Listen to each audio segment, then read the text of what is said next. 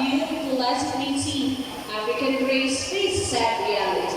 We have lost up to 99% of their population in the wild in the last 47 years due to illegal pet trade. That is right. So if we still want to see birds in the future, well, we must start protecting them now by not buying from illegal pet trade, right? Everybody have another round of applause for African birds. Come on. Now, before we continue with the show, we'd like